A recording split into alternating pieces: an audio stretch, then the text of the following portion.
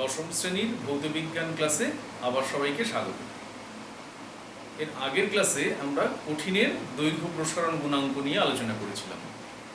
আজকে আমরা পড়াটাকে আরেকটু এগিয়ে নিয়ে যাচ্ছি। এরপরে হলো কঠিনের ক্ষেত্রফল প্রসারণ গুণাঙ্ক।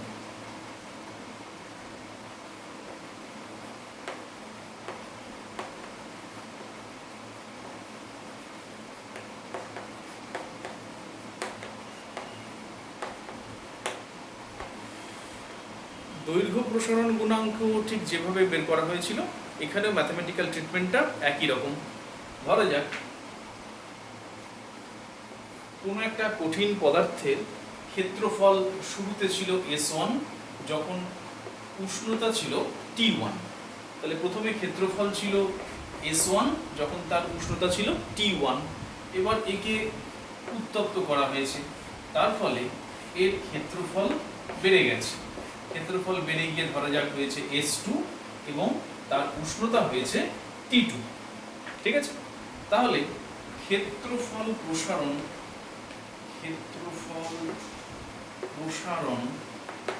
এটা কত হলো S2 মাইনাস S1। এবার এই S2 মাইনাস S1 এটা প্রাথমিক ক্ষেত্রফলের সাথে সমানুপাতিক, যখন এই T2 মাইনাস T1 এই উষ্ণতার সীমাটা স্থির। ঠিক আছে, আবার এই ক্ষেত্রফল প্রসারণটা উষ্ণতা বৃদ্ধির সাথেও সমানুপাতিক, যখন প্রাথমিক ক্ষেত্রফলটা স্থির, ঠিক আগের মতোই। ঠিক আছে, তাহলে যৌগিক ভেদের নিয়ম অনুসারে আমরা লিখতে পারি কি S2 মাইনাস S1 এটা proportional to S1 into T2 minus T1। ঠিক আছে, ঠিক আগের মতোই দৈর্ঘ্য প্রসারণের ক্ষেত্রে যেরকম হয়েছিল।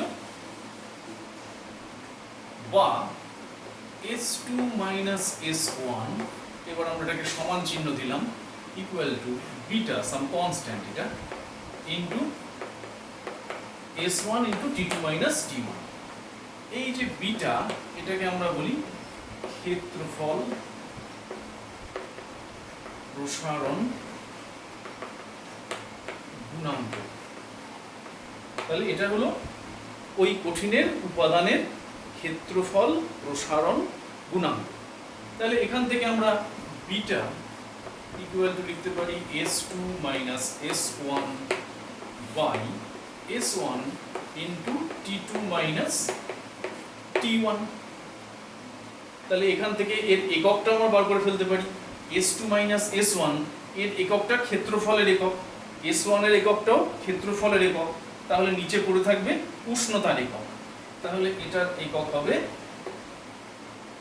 পার ডিগ্রি সেন্টিগ্রেড অথবা ফারেনহাইট ইনভার্স অথবা কেলভিন ইনভার্স, ঠিক একেবারে দৈর্ঘ্য প্রসারণ গুণাঙ্কের এককের মতো।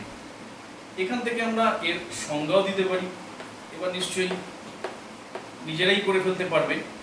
এখানে যদি S1 এটা 1 হয় আর T2 মাইনাস T1 এটাও যদি 1 হয়, তাহলে বিটা ইকুয়াল টু কি দাঁড়ায় S2 মাইনাস S1। তাহলে এটার সংজ্ঞা কি বলে দিতে হবে? এটা তো আমার মনে হয় নিজেরাই বলে দিতে পারবে যে একক উষ্ণতা বৃদ্ধিতে একক ক্ষেত্রফলের কোনো কঠিনের যে ক্ষেত্রফল প্রসারণ হয় সেটাই হলো তার ক্ষেত্রফল প্রসারণ গুণাঙ্ক। তাহলে আরেকবার বলছি, একক উষ্ণতা বৃদ্ধিতে একক ক্ষেত্রফলের কোনো কঠিনের যে ক্ষেত্রফল প্রসারণ হয় তাকেই বলা হয় তার ক্ষেত্রফল প্রসারণ গুণাঙ্ক।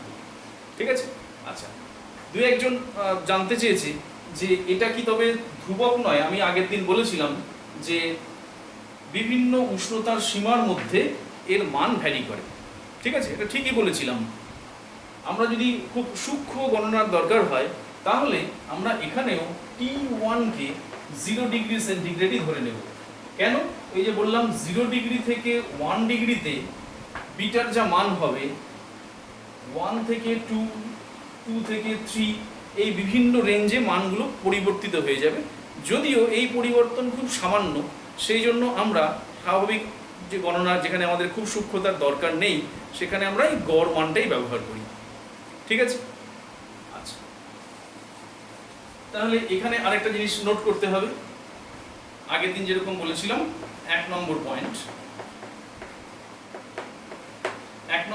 হচ্ছে বিটার মান ক্ষেত্রফলের এককের উপর নির্ভর করে না, উষ্ণতার এককের উপর নির্ভর করে। ঠিক আছে? আচ্ছা, আগের দিন একটা জিনিস বলেছিলাম যে 1 ডিগ্রি ফারেনহাইট উষ্ণতা পরিবর্তন ইকুয়াল টু 5/9 ডিগ্রি সেন্টিগ্রেড উষ্ণতা পরিবর্তন। তাহলে 1 ডিগ্রি সেন্টিগ্রেড উষ্ণতার পরিবর্তন ইকুয়াল টু কত? 9/5 ডিগ্রি ফারেনহাইট উষ্ণতার পরিবর্তন। এইটা একটুখানি দেখে নাও। আচ্ছা, এটা এবার এখানে বসাচ্ছি, দেখো কি দাঁড়ায়।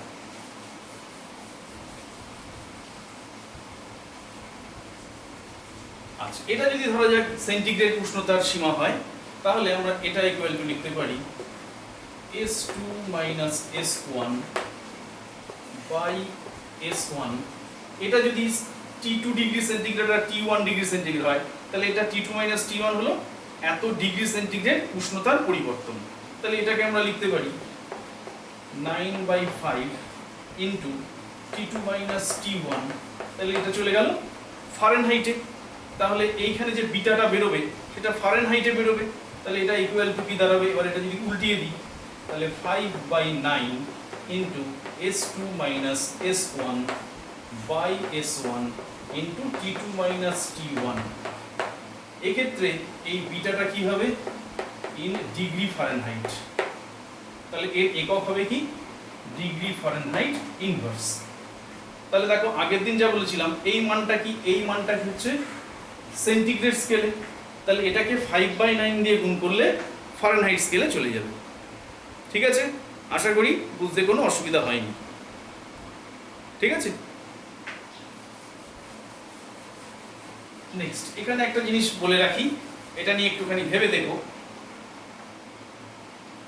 একটা এরকম নিরেট চাকতি আর সমান ক্ষেত্রফলের একটা রিং,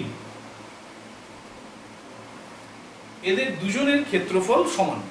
এবার এদের সম উষ্ণতা বৃদ্ধিতে ক্ষেত্রফল সমান বৃদ্ধি পায়। কেন হয় এটা? এটা একটু মনে মনে চিন্তা করে রেখো, পরে যদি কখনো সামনাসামনি যখন দেখা হবে তখন এটা নিয়ে আলোচনা করা যাবে। ঠিক আছে? তাহলে এই ব্যাপারটা নোট করে নিই। নেক্সট আমরা যাচ্ছি কঠিনের আয়তন প্রসারণ গুণাঙ্ক। আয়তন প্রসারণ গুণাঙ্ক ঠিক আগের মতোই ধরা যাক কঠিনের শুরুতে আয়তন ছিল V1, তখন টেম্পারেচার ছিল T1। এখান থেকে একে উত্তপ্ত করার ফলে আয়তন হয়েছে V2 এবং উষ্ণতা হয়েছে T2। তাহলে আয়তন প্রসারণ তার মানে V2 - V1 this is proportional to V1 যখন T2 - T1 এই পার্থক্যটা স্থির, আবার এটা proportional to T2 - T1 যখন V1 স্থির। ঠিক আছে? তাহলে এবার যৌগিক ভেদের নিয়ম অনুযায়ী আমরা কি লিখতে পারি? V2 - V1 proportional to V1 into T2 - T1। ঠিক আছে? বা V2 - V1 equal to gamma, একটা constant, into V1 into T2 - T1। তাহলে এই গামাটাকেই বলা হয় কঠিনের উপাদানের আয়তন প্রসারণ গুণাঙ্ক। ঠিক আছে, উপর দিকটা মুছে দিচ্ছি।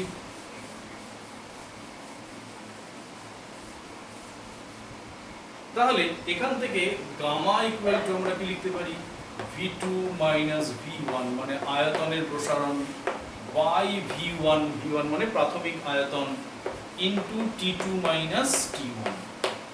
তাহলে এখানেও দেখো আয়তনের একক ক্যান্সেল হয়ে যাবে, তাহলে পড়ে থাকবে কি নিচে উষ্ণতা। তাহলে এর এককও হবে ডিগ্রি সেন্টিগ্রেড ইনভার্স, অথবা ডিগ্রি ফারেনহাইট ইনভার্স, অথবা কেলভিন ইনভার্স। ঠিক আছে, সবকিছু একরকম। এর ক্ষেত্রেও যদি আমরা গামার খুব সূক্ষ্ম গণনা করতে চাই, তাহলে প্রাথমিক উষ্ণতা 0 ডিগ্রি সেন্টিগ্রেড নেওয়া উচিত। কিন্তু এখানে আমরা যে মানটা পাবো সেটা হলো T2 এবং T1 এই সীমার মধ্যে গামা বা আয়তন প্রসারণ গুণাঙ্কের গড় মান। ঠিক আছে, এই মানগুলো এই বিটার ক্ষেত্রেও গামার ক্ষেত্রেও এগুলো উপাদানের উপরেও নির্ভর করে, উপাদান অনুযায়ী এগুলো চেঞ্জ হয়ে যায়। তাহলে একমাত্র এ কিসের উপর নির্ভর করে না, এ আয়তনের উপর নির্ভর করে না, বিটা ক্ষেত্রফলের উপর নির্ভর করে না। ঠিক আছে, আচ্ছা, এখান থেকে গামার সংজ্ঞা তুমি দিতে পারবে নিশ্চয়ই, এটা আমি বলে দেবো না। আলফা বা বিটার সংজ্ঞা যেভাবে দেওয়া হয়েছে, এই গামা বা আয়তন প্রসারণ গুণাঙ্কের সংজ্ঞাও ঠিক একইভাবে দেবে, অন্যরকম কিছু নেই, এটা নিজে নিজে একটুখানি লিখে নেবে। ঠিক আছে, এবার আগে যেরকম ক্ষেত্রফল প্রসারণ গুণাঙ্কে উল্লেখ করেছি, এখানেও একটা জিনিস উল্লেখ করছি।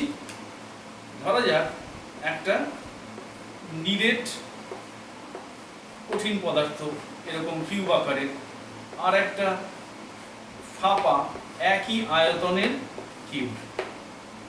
এই দুজনকেই কিন্তু সমান উষ্ণতা বা সমান উত্তপ্ত করা হলে, উষ্ণতার পার্থক্য যদি দুটোর ক্ষেত্রে সমান হয় এমনভাবে উত্তপ্ত করা হলে, তাহলে দুজনেরই কিন্তু দেখা যাবে আয়তনের প্রসারণ একই রকম হবে। ঠিক আছে, আচ্ছা, আর একটুখানি বলবো আজকে।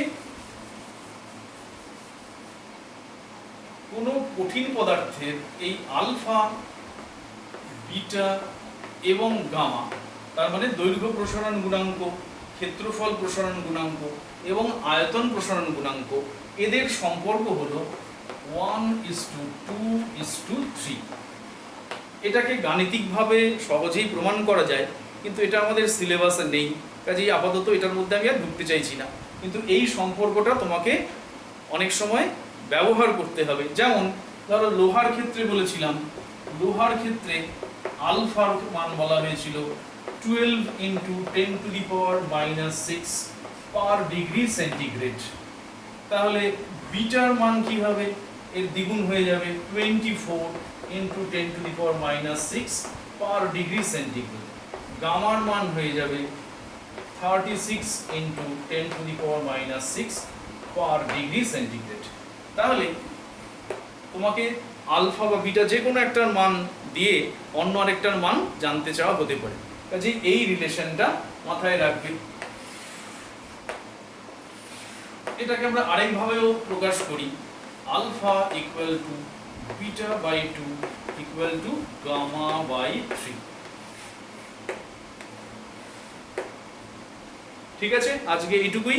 এরপরে আমরা আবার পরের ক্লাসে তরলের প্রসারণ নিয়ে আলোচনা